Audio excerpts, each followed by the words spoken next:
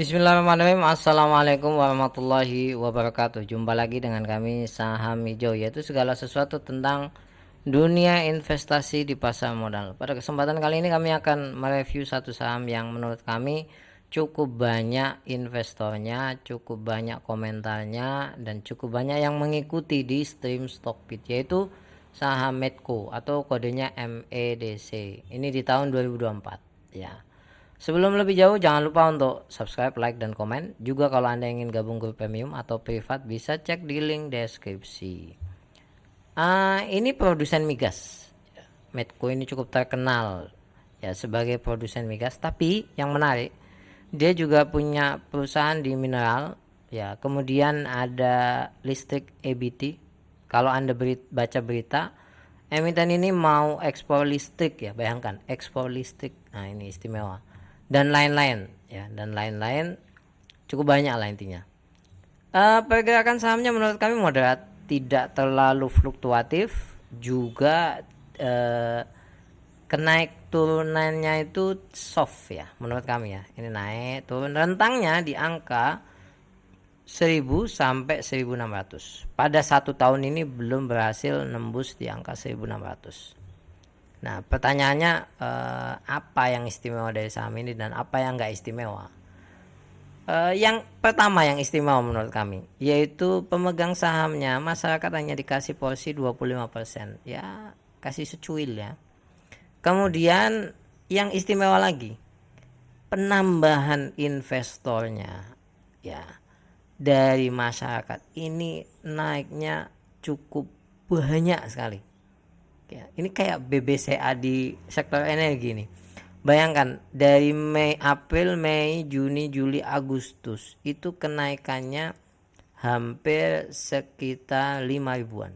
Dan itu stabil ya, naik-naik terus ya. Padahal kalau kita lihat sahamnya kan gini, turun ya, turun. Ada lagi yang nambah, ada lagi yang nambah gitu. Ada apa? Saya juga penasaran. Secara pendapatan ini juga naiknya cukup lumayan. Ya, pendapatan kuartal 1 8,3 triliun, kuartal 1 2024 8,8. Kuartal 2 8,3, kuartal 2 sampai 10. Nah, ini istimewa. Tapi yang paling istimewa menurut kami adalah laba bersihnya, lonjakannya dari tahun 2023 kuartal 2 hanya 600 miliar ke 2,2 triliun. Pertanyaannya kan ada apa? Ya kan? Ini yang jadi pertanyaan. Sekarang valuasinya. Versi kami kalau melihat data ini valuasinya cukup murah. Kenapa kami katakan cukup murah? Book value-nya di bawah 1. Price to sales-nya di bawah 1. Earning yield-nya di atas 20. Kemudian PER-nya di bawah 5. Bukan hanya di bawah 10 ya, di bawah 5. Coba, cukup menarik. Tapi kalau kita lihat market cap-nya, ini market cap-nya cukup besar. Jadi 30 triliun. Tapi besar banget tidak ya. Ini besar banget tidak. Jadi pergerakan sahamnya bisa naiknya cukup lumayan. Turunnya juga cukup lumayan tentu saja. Nah, ini tadi yang saya sampaikan, laba bersih tahun 2024 naiknya sampai 3 kali lipat lebih dibanding 2023. Tapi harga sahamnya ya gini aja. Nah, ini yang menjadi pertanyaan kan. Kan pengumuman keuntungannya kan di sini nih. Ya. Ya, tapi tidak begitu ngefek gitu loh. Mari kita lihat dari segi profitabilitas. Profitabilitasnya sangat bagus. Net profitnya sampai 20%, operating profitnya marginnya 28%, gross profit marginnya 36%. Sangat bagus. Kemudian dividennya 3,5. Ya, oke lah. Karena payout ratio-nya hanya 16%. Kalau payout ratio-nya 50%, wah, kenyang kita. Nah, ini growth-nya ya. Yang nanti harus kita telaah adalah kenapa kok net income-nya growth-nya sampai 280%.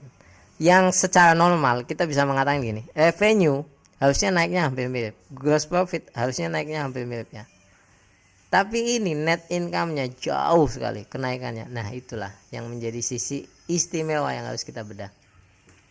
Kemudian dari sisi efektivitas ya, ROE-nya juga tinggi di atas 20%, ROA-nya juga cukup lumayan di atas 5%. Kemudian return on capital employed juga di atas 10%, efektif menurut kami.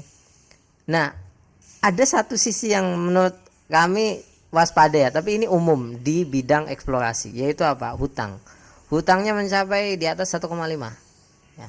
Tapi perusahaan perminyakan, kemudian emas, eksplorasi, timah dan lain sebagainya itu biasanya hutangnya memang cukup lumayan karena butuh dana besar untuk eksplorasi. Nah, ini kita lihat laporan keuangannya ya di kuartal 2 2024. Sebetulnya secara pendapatan antara kuartal 2 2003 ini dengan kuartal 2 2004 itu tidak terlalu beda jauh. Ini kan 1116 dengan 1165. Enggak beda jauh. Pertanyaannya kan kemudian di sisi mana kok labanya melonjak tinggi itu loh. Nah, kita lihat ini. Ada satu sisi yang menarik, yaitu pertama bagian laba dari entitas asosiasi. Nah, ini yang gede ini ya. Artinya sederhananya gini loh, Medco ini tidur aja itu udah labanya udah lumayan gitu. Pendapatan dividen, pendapatan lain-lain, pendapatan ya ini terutama ini entitas asosiasi, sehingga labanya itu melonjak.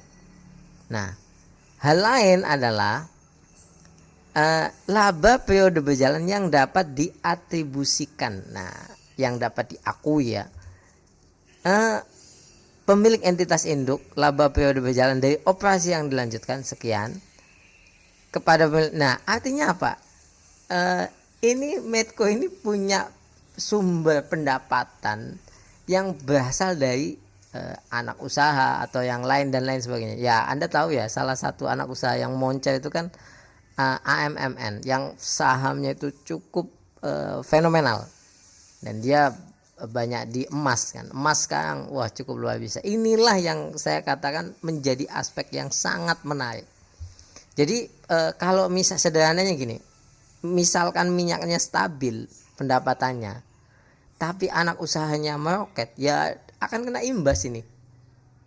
Oleh sebab itu tadi kita lihat ya, bagaimana net profitnya melonjaknya cukup tinggi. Nah, ini berita positif. Ada akuisisi blok 60 di Oman akhir 2023 sehingga produksi naik ya. Kemudian ada berita ini 200 miliar untuk buyback saham. Pengalaman kami ya, kalau ada emiten yang berani melakukan buyback saham, artinya ada sesuatu yang istimewa. Ya, tapi tidak selalu yang istimewa itu dalam jangka waktu dekat, bisa jadi tahun depan atau semester depan. Jadi gitu. Yang berikutnya ada tambahan aset di Sumsel di tahun 2024, kalau nggak salah beritanya keluar 2 September. Jadi baru-baru ini. Nah, ini berita positifnya. Nah, ini Anda bisa lihat ya. Memiliki katalis positif yang dapat meningkatkan kinerja mulai semester 2. Nah, ini kan mau menghadapi semester 2. Produksinya meningkat ya, seiring 3 proyek baru. Nah, yang berikutnya disokong oleh anak usahanya yaitu PT Aman Mineral Internasional AMNN. Nah, ini yang istimewa. Sehingga memperkirakan laba Medco tahun ini tumbuh 48% year on year. Estimasi pertumbuhannya sampai 48%. Wow, menurut kami. Jadi kenapa ya? Harga minyak kan sebenarnya turun, tapi apa istilah katanya, harga sahamnya anjloknya nggak begitu gitu loh. Stabil dia berada di situ, dan kami meyakini yang masuk saham-saham ini para fundamentalis dan mungkin dana-dana yang cukup lumayan lah, karena nggak goyang. Nah, ini aspek negatif. Sekali lagi, nggak ada namanya saham 100% sempurna, itu tidak ada. Aspek negatifnya apa? Harga minyak jatuh ya. Setahu kami Medco itu penjualannya mengikuti harga Brent ya, walaupun yang kami baca 50%-nya itu sudah perjanjian dengan fix, harga yang fix gitu, yang lainnya mengikuti fluktuatif pasar. Nah, mengikuti Brent. Ini jatuh sekarang, jatuh di angka yang terendah dalam setahun ya, yaitu 71 US dollar. Ini pertanyaannya, apakah turun lagi ya? Kita nggak tahu, kalau itu kan pasar. Cuman biasanya kalau ada penurunan ya, itu biasanya ya kita tahu sendiri lah, minyak ini kan eskalasi globalnya itu cukup kuat, jadi kita tidak bisa memprediksi oh ini turun terus, oh ini naik lagi, itu agak sulit untuk minyak. Nah bahkan ya prediksi jeblok sampai 1150. Jadi bahkan ini sudah ada keluar berita, ini baru nih berita, merekomendasikan sell di RP 1150 per lembar. Ya, ini. Bahkan di konten premium baru-baru ini namanya BlackRock sama dia melepas Medco sama AK. Kompak dua-duanya. Ya. Jadi biasanya kalau menurut pengalaman kami ini bisa terjadi. Nanti ada yang nyerok banyak biasanya di bawah kayak Astra dan lain-lain lah, Anda tahu lah kondisi pasar. Nah kita lihat chart ini ya, kalau kita melihat hal ini tidak ada namanya tekanan jual yang sangat tinggi walaupun harga minyak terus turun. Anda lihat aja ini, walaupun ada penjualan tapi masih ada tekanan beli ya. Anda kalau melihat ini bisa paham lah. Bahkan ketika di sini itu masih ada hijau dengan batang yang cukup tinggi ya. Ini Anda tahu ya, kalau ada seperti ini Anda tahu ya kode apa ini, pasti Anda paham lah. Nah volumenya Anda lihat memang terjadi penjualan, ini batang merah cukup besar, volumenya cukup besar, tapi harga sahamnya tidak jatuh begitu dalam ya, kemudian naik lagi, ini hijau lagi. Nah kalau kita lihat rentangnya ini, support paling kuat di angka 1000. Makanya kalau 1150 menurut kami masih biasa lah. Nah kemudian rentang yang berikutnya di angka 1150 memang ini di support ini ya. Kalau resistennya di angka 1100. Mari kita lihat bandamologinya. Ini juga aneh menurut kami. Harga minyaknya jeblok tapi kok di sini netral ya. Transaksinya netral, tidak ada distribusi yang cukup besar. Bahkan kami rentang dari bulan Juli sampai September, yang terjadi apa? Small distribution. Agak aneh menurut kami, sekali lagi agak aneh ya. Kemudian kalau kami rentang 1 pekan selama September juga netral, walaupun penjual minyak jeblok dan lain sebagainya ya. Kita hanya bisa menerka-nerka dari pembacaan ini ya. Nah kita lihat analis ya. Saya punya iPod, punya Stockbit, ini yang dari Stockbit ya. 15 analis merekomendasikan buy ya. Tidak ada yang hold, tidak ada yang sell. Kan saya juga merasa aneh ya, padahal harga minyak jeblok banget gitu loh. Dan ini last update-nya 2 September, bukan bukan bulan kemarin Agustus atau ketika minyak naik, itu enggak. Target paling moderat di angka 1500. Kemudian berikutnya di angka 1900, paling tinggi di harga 2700. Ini mungkin kalau long term ya, long term bisa jadi ya, tapi seperti ini estimasi dari para analis. Nah ini versi kami. Kalau secara valuasi ini bagus, kinerjanya juga bagus, prospeknya bagus menurut kami. Kenapa kami katakan prospeknya bagus? Pertama ada kelistrikan ya, ekspor lagi listriknya. Kemudian minyaknya produksi terus, punya MMN ya. Kemudian dan lain-lain. Belum lagi kalau minyak naik lagi kan. Karena eskalasi Timur Tengah ini sulit diprediksi. Untuk resiko saham ini menurut kami tidak begitu tinggi ya.